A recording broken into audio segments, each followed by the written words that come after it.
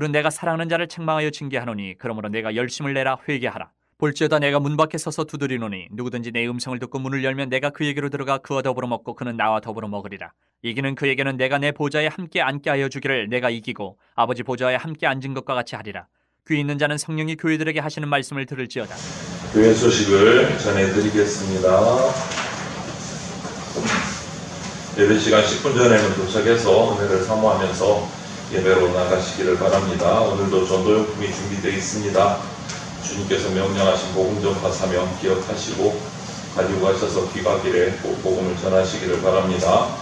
10월 공동체 기도 제목이 주보 내면에 올려져 있습니다. 같은 말, 같은 뜻, 같은 마음으로 기도해서 말씀과 기도로 하나됨을 이루는 우리 교회가 되기를 소망합니다. 예배 후에 정기 재직회를 계획합니다. 모든 재직들과 부서장들은 빠짐없이 참여하시기를 바랍니다.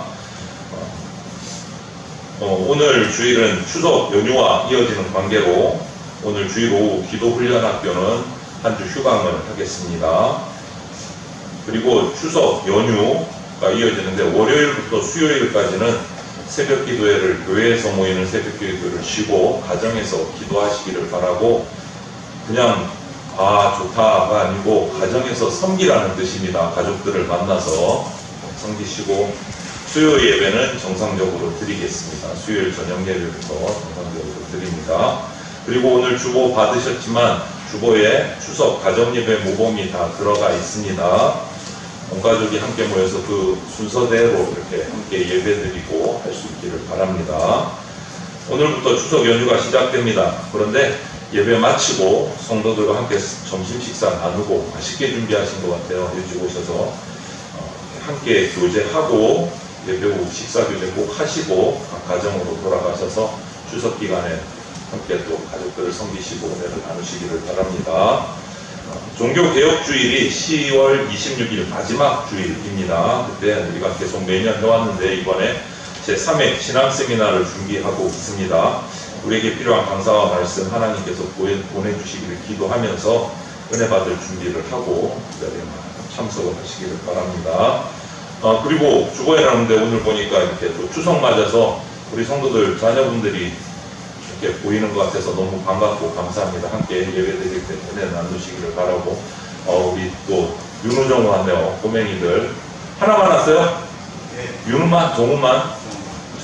큰아이만. 또 우리 함께 부모님들 오랜만에 추석 맞아서 오셔서 함께한 자녀들 너무 축복하고 감사합니다. 다시 오실 주님이라는 제목으로 함께 말씀을 나누려고 합니다. 오늘 본문 가운데 3장 19절에는 구원의 하나님과 관련해서만 나오는 아주 익숙한 두 단어가 등장을 합니다. 책망과 징계가 나와요. 책망과 징계. 무릇 내가 사랑하는 자를 책망하여 징계하노니 그러므로 내가 열심을 내라 회개하라, 이렇게 돼 있어요. 논리적으로 생각해 보면 우리를 원수의 손에서 갑주고 사신 이상 주님께서 이제 우리의 소유권은 하나님께 있습니다. 하나님. 그런데 지난주까지 우리가 소아시아 7교회, 요한계시록의 7교회를 쭉 매주 한 교회씩 살펴왔어요. 그리고 나서 오늘이 마지막 변론 부분인데, 마지막 지난주에 살펴본 라오디게아 성도들은 이런 엄중한 소유권이 하나님께 있다는 이 엄중한 사실에도 불구하고 살펴보면 아직도 인생의 기초를 자기에게 두고 살아요. 그래서 주님이 이것을 책망하고 징계하시겠다라고 말씀하십니다. 하나님 백성, 하나님의 자녀들에게는 징계하시는 이유가 있어요. 그냥 무작정 마음에 안 들어서 회초리를 드시느냐, 그게 아니다. 히브리서 12장 6절부터 8절을 보면 길게 그 이유를 말씀하고 계세요. 주께서 그 사랑하시는 자를 징계하시고 그가 받아들이시는 아들마다 채찍질 하심이라 하였으니 너희가 참음은 징계를 받기 위함이라. 하나님이 아들과 같이 너희를 대우하시나니 어찌 아버지가 징계하지 않는 아들이 있으리요. 징계는 다 받는 것이거늘 너희에게 없으면 사생자요 친아들이 아니니라. 이렇게 말씀하세요. 놀랍게도 하나님은 값을 치르고 우리를 자녀로 입양하셨습니다. 그리고 자녀답게 만들기 위해서 책망도 하고 징계도 하시겠다. 자녀답게 만드는 것이 책망하고 징계하는 목적, 이유예요. 여러분 한번 우리의 어릴 적을 생각해 보십시오. 우리가 어릴 때는 무슨 복 하면서 그냥 영적으로 어릴 때는 복 받는 게 좋아서 교회 나와서 신앙생활 할 수 있어요. 그런데 예수님을 제대로 인격적으로 만나고 믿기 시작해서 신앙이 한 걸음 한 걸음 성장해 나가기 시작하면 여러분 고달파집니다. 삶이. 신앙이 성숙해지면 세상에서의 삶이 고달파져요. 이해가 되십니까? 제가 무슨 말인지.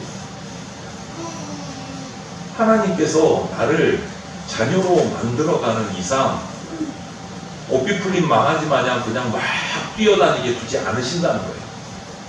훈련시키신다. 연단시키신다. 여러분, 여러분의 자녀들도 어렸을 때 가르치시잖아요. 잘못하면 회초리를 드시기도 하잖아요. 그 이유잖아요. 바르게 성장시키기 위해서 회초리도 들고 엄하게 하실 때도 있고, 하나님도 동일합니다. 바른 하나님의 자녀로 성장시키기 위해서 징계하시고 책망하시고 징계하시고. 여러분, 옛날에 요즘에는 도장을 만들러 한번 파러 가면 이렇게 컴퓨터로 기계로 자동으로 막 파요. 근데 한번 생각해 보세요. 컴퓨터가 등장하기 전에 도장은 일일이 그 기술자가 이자목에다가 도장 틀을 딱 고정시키고 조각칼을 가지고 후후 불어가면서 이렇게 하잖아요. 누가 예수 믿으면 만사형통한다고 얘기합니까? 맞습니까? 예수 믿으면 만사형통합니까? 애매하죠. 예라고 대답하시기도 그렇고, 그렇다고 아니라고 하자니 또 그거는 더 아닌 것 같기도 하고. 여러분, 하나님께서는 기술자가 제대로 도장을 만들기 위해서 그 도장목을 조각칼로 파서 조각을 해놓고 파내듯이 우리를 하나님의 참 아들을 만들기 위해서 우리를 깎고 파내고 불로 연단해서 끝내 정금같이 만드십니다. 그것이 형통한 거예요. 만사형통을 세상적인 만사형통으로 보시면 안 돼요. 하나님의 자녀로 성장하는 것이 형통한 거예요. 거기에 진짜 복이 있기 때문에. 세속의 복이 아니고 개념을 바꾸셔야 돼요. 오늘 19절 말씀에 또 하나 특이한 단어가 나와요. 책망하고 징계 말고 열심히 하는 말이 있어요. 열심. 물은 내가 사랑하는 자를 책망하여 징계하노니 그러므로 내가 열심을 내라 회개하라. 이렇게 되어 있어요. 우리가 열심 그러면 여러분 어떤 생각이 딱 드십니까? 열심을 어떻게 생각하세요? 한 번 할 거 두 번 하고, 한 시간 할 거 2시간 하고, 한 번 갈 거 2번 가고, 이것이 세상적인 열심의 어떤 개념이라고 할 수 있어요. 그런데 오늘 이 본문이 우리에게 주는 말씀하는 열심의 가장 중요한 내용은요, 그런 열심이 아니고 태도를 분명하게 하는 자세예요. 태도를 분명하게 하는 자세. 이게 열심이에요. 무슨 말이냐면 하나님께서는 어떤 상황 속에서도 모든 것의 원인이 되시고 결과가 되시기 때문에 애매모호하게 하지 말라는 거예요. 더 쉬운 말로 바꾸면 라오디게아 교인처럼 미지근하지 말라. 무늬만 그리스도인으로 살아서는 안 된다. 이 말씀이십니다. 무늬만. 속으로는 여전히 세상 사랑하면서 속으로는 여전히 세상의 방법으로 계산하고 형통을 따지고 거기에 의존하는 자세를 가지고 살아가면서 겉으로만 교회에서 열심히 하는 척. 이거는 열심을 내는 태도가 아니에요. 성경적인 태도가 아닙니다. 여러분, 우리 정우의 저 응어리를 아주 즐거운 마음으로 들으면서 설교에 집중하세요. 이런 날이 별로 없습니다. 1년에 우리 교회에서 어린아이 목소리 들릴 때가 별로 없어요. 여러분, 성경이 말하는 열심은요, 자세와 관련되어 있어요. 태도를 분명하게 하고, 미지근한 거 아니고 태도를 분명하게. 우리 하루하루가, 우리 삶 전체가 하나님 그분께만 집중되고 그분이 하시는 모든 일, 만물의 원인, 그것을 확실히 하고, 주님이 시작이시고 끝이십니다. 알파와 오메가이십니다. 그것을 확실히 하고 살아가는 것. 그게 진짜 열심입니다. 그게 진짜 열심입니다. 여러분, 한번 생각해 보세요. 한창 연애하는 젊은 친구들, 서로를 향해 전심으로 몰입합니다. 그게 열심이에요. 이게 무슨 말이냐면, 여기서 열심을 내라는 말은 그냥 직장도 다니지 말고 그냥 산에 올라가서 예수님 앞에 밤새도록 기도만 해라. 이게 아니에요. 책은 딴 책 하나도 읽지 말고 오직 성경책만 읽어라. 이게 그런 열심이 아니에요. 우리가 사랑을 하고 삶에 뚜렷한 목적의식이 생기면 그냥 일상생활을 하면서도 모든 것을 내가 사랑하는 그 대상과 자연스럽게 연결이 돼요. 무슨 말이냐? 생선가게에 가면 내가 사랑하는 이가 좋아하는 생선이 뭐더라? 고등어든가? 그쪽으로 연결이 돼요. 신발 가게에 가면 그 사람이 어울릴 만한 신발이 뭐지? 그 사람 사이즈가 뭐 얼마인데? 그거부터 생각이 돼요. 연결이 꼭 그쪽으로 되는 거예요. 뭐를 해도. 옷가게에 가면 자기 옷을 찾는 게 아니고 사랑하는 사람이 입을 옷이 뭐가 어울릴까? 그거부터 생각이 들고 그 옷을 찾는 거예요. 이런 상태가 열중이고 몰입이고 열심이에요. 미지근한 게 아니고 태도를 분명히 하는 자세. 태도를 분명히 하는 자세. 여러분, 이것이 오늘 이 말씀이 주시는 열심이에요. 그렇게 할 때 어떤 일이 생기느냐? 약속을 주세요. 그렇게 열심히 기다리는 자에게 주시는 약속. 볼지어다 내가 문 밖에 서서 두드리노니 누구든지 내 음성을 듣고 문을 열면 내가 그에게로 들어가 그와 더불어 먹고 그는 나와 더불어 먹으리라. 그렇게 책망과 훈계를 통해서 성장하면서 태도를 분명히 해서 열심히 주님 앞에 몰입하는 자, 주님을 사랑하는 자에게 내가 기다린다. 내가 너의 마음 문을 두드린다. 너와 더불어 함께 먹고 마신다. 이 구절에서 나오는 중요한 표현이 뭐죠? 두드린다, 연다. 동시에 나와요. 두드린다, 연다. 여러분, 이 말을 좀 더 생각을 해보면 놓고 똑똑하자마자 문을 덜컥 연다는 소리예요. 여러분, 놓고 하자마자 문을 열려면 어떻게 해야 됩니까? 그 문 안에 있는 사람은 대기하고 있어요. 집중하고 있어요. 똑똑하면 바로 열어줘야 되니까 언제 노크 소리가 들리나 집중해야 돼요. 집중. 항상 준비하고 있어야 돼요.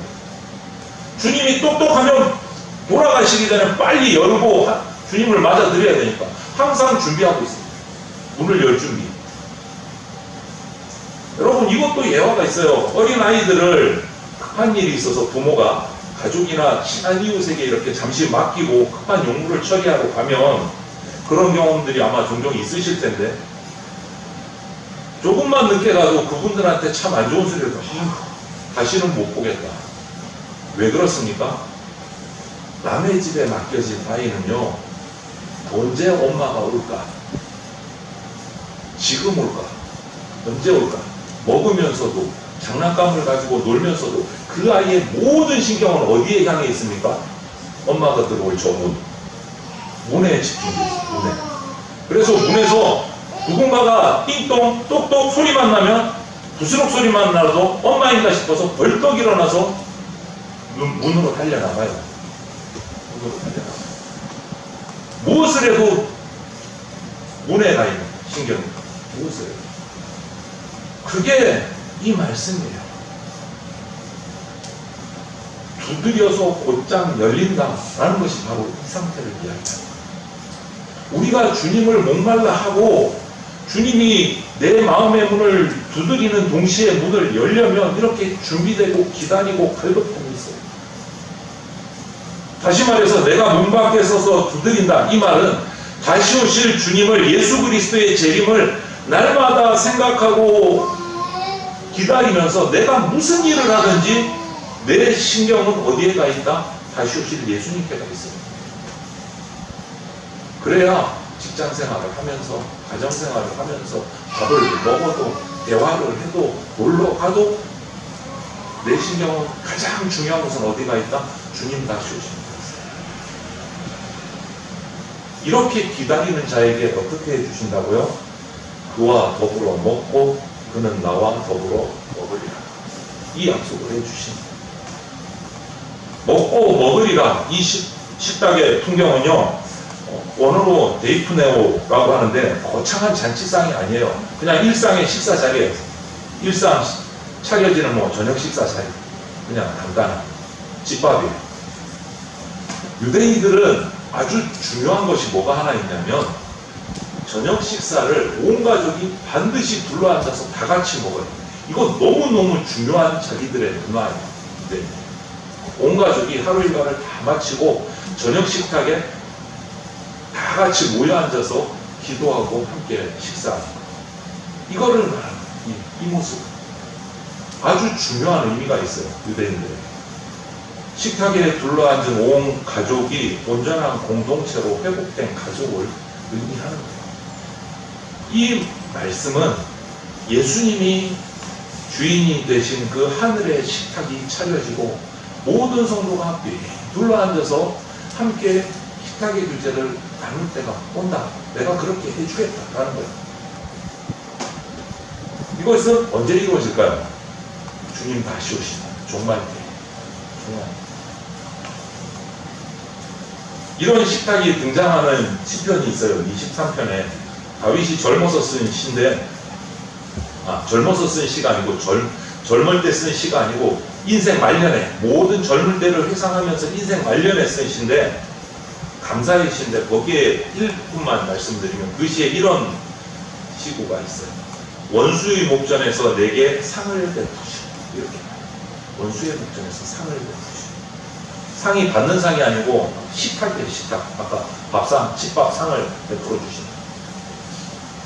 자신을 가족으로 맞아주시는 목자 되신 하나님의 그 큰 사랑을 감사하는 거예요. 자치상이 아니에요. 원수의 목전, 그 위기 앞에서도 내게 밥상 차려주시네. 집밥 차려주시네. 그래서 이 다윗은요, 자신이 가장 사랑했던 절친한 우정을 나눈 친구인 요나단이 죽자 요나단의 아들을 수소문에서 찾아냅니다. 자신이 왕이 되고 나서 이 요나단의 아들을 찾아요. 찾고 찾아서 끝내 찾아내요. 가장 사랑했던 친구의 아들을 찾아내서 그에게 뭐라고 말하는 줄 아십니까? 이제부터 내 상에서 함께 먹어. 이제부터 내 상에서 함께 먹어. 이 식탁 상의 의미가 바로 연결된 똑같은 그 의미예요. 함께 먹어라. 내가 너희를 내 자녀로 거두겠다 이 말이에요. 내 가족으로 받아들인다 이 말이에요. 내 상에서 함께 먹어. 여러분, 책망과 훈계를 통해서 열심을 내게 되고 주님이 문 두드리면 즉시 문을 여는 준비가 되고 주님 오실 때 빠르게 문을 열고 주님을 받아들인 자에게 함께 먹고 내 자녀가 되게 해주겠다 이렇게 약속을 하십니다. 그리고 나서 또 하나의 표현이 있어요. 20절에 아주 특이한 표현인데요.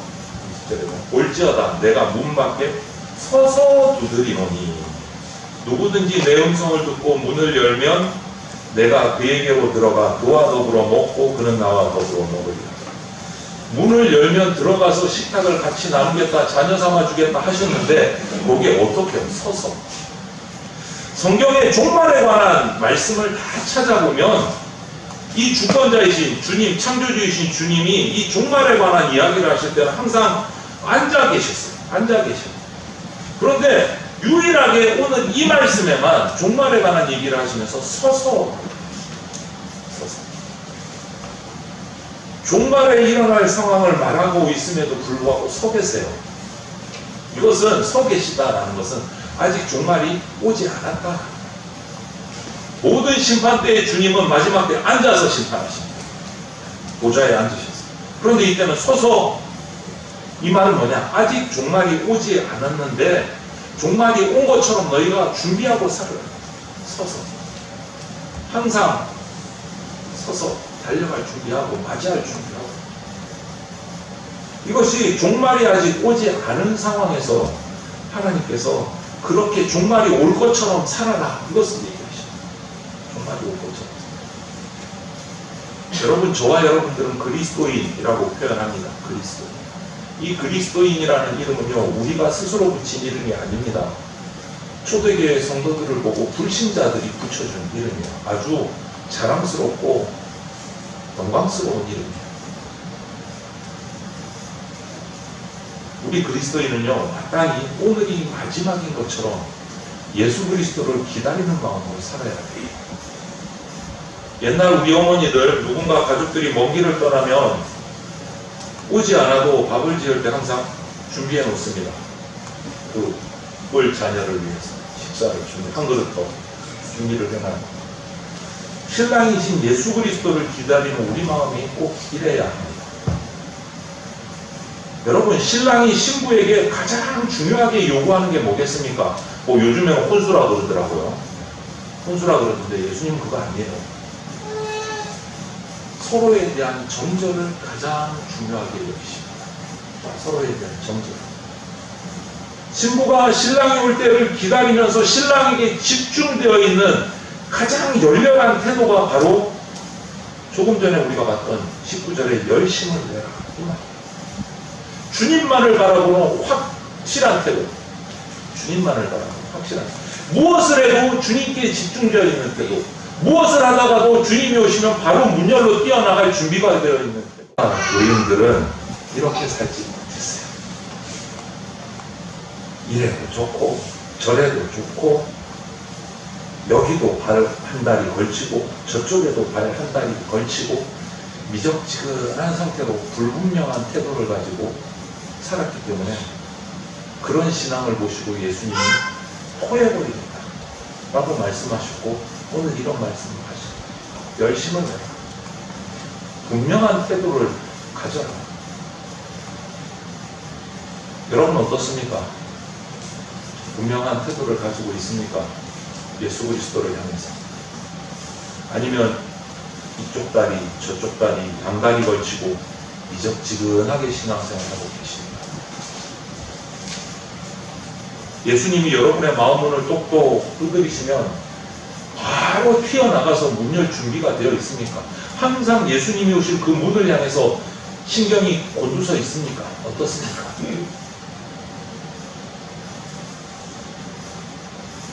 여러분, 이 7교회, 라오디게아 교회가 마지막인데 그 앞에 모든 교회들에 대한 말씀에 대해서 우리가 이렇게 추리학을 해보면 하나님의 자녀에게는요 반드시 훈련이 있습니다. 훈련이 없으면 아까 뭐라고요? 사생하다. 하나님의 진짜 아들이 아니다.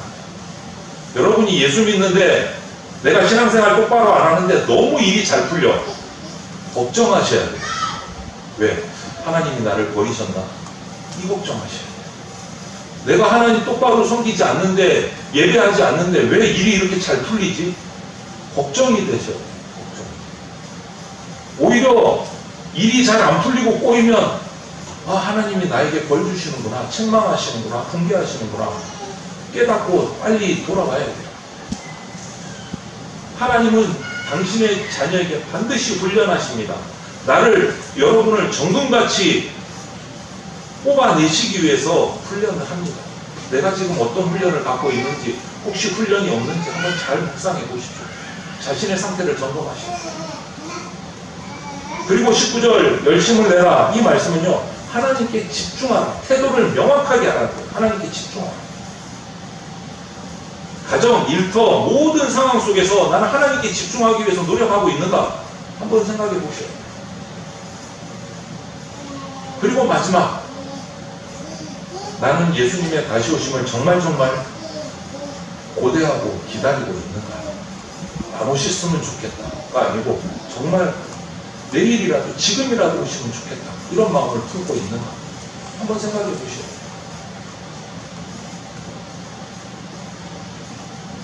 그 기다림을 가지면요, 삶이 바뀝니다. 내 마음가짐이 바뀌어요. 기다리지 않으면 또 삶의 모습이 또 달라져요. 나태해져요. 여러분, 이런 점에서 저와 여러분들은, 우리 대전 장로교회, 우리 성도들의 가족들은 라오디게아 교회처럼 돼서는 안 됩니다. 미적지근하지 마십시오. 미적지근하지 마십시오. 우리의 일상이 우리의 신랑이신 예수 그리스도를 기다리는 신부로서의 그 순종, 애틋한 고대, 그런 것으로 가득 찬 삶을 살아가셔야 합니다. 다시 오실 주님만을 갈망하는 성도들이 되십시오. 그래서 요한계시록, 성경의 가장 마지막인 요한계시록의 가장 마지막 장에 뭐라고 말합니까? 마라나타. 뭐라고요? 주 예수여 오시옵소서. 이렇게 고백하고 성경이 마칩니다. 이런 마라나타의 간절함, 고대함, 기대함이 저와 여러분들에 있어서 우리 삶이 변화되고 주님께만 집중되는 삶을 살아가시기를 주님의 이름으로 축원을 드립니다. 아멘. 함께 기도드리겠습니다. 사랑이 많으신 하나님 감사합니다. 이 한 해도 또 끝자락이 보이는 것 같습니다. 주님. 한 해를 또 하반기를 마무리하고 끝을 향해 달려가는데, 지나온 날들을 돌아보면서 내가 주님 앞에서 어떤 자세로, 어떠한 태도로 생활해 왔는지 이 말씀 앞에서 우리가 돌아보게 하여 주시옵소서. 주님의 오심을 기다리며 고대하며 주님만 바라며 주님의 음성에 집중하며 살아갈 수 있기를 진정으로 사모합니다. 그런데 한때 우리가 주님을 바라는 마음이 끊어질 때도 있고 세상을 향해 우리의 시선이 돌아갈 때도 있었습니다. 주님, 이 말씀 앞에서 다시 한 번 더 우리의 삶을 내어놓고 자복하고 회개하며 주님께서 내 마음 문 밖에서 두드리실 때 즉시 달려나가서 문을 열고 주님을 맞아들일 수 있는 태도를 갖추어가게 하여 주시옵소서. 우리의 삶이 온전히 주님 오시는 날을 향해 달려가는 삶이 되게 하여 주시옵소서. 하늘의 형통함의 복을 누리는 준비된 하나님의 자녀 되게 하여 주시옵소서. 감사드리며 모든 말씀을 예수 그리스도의 이름으로 기도드립니다. 아멘.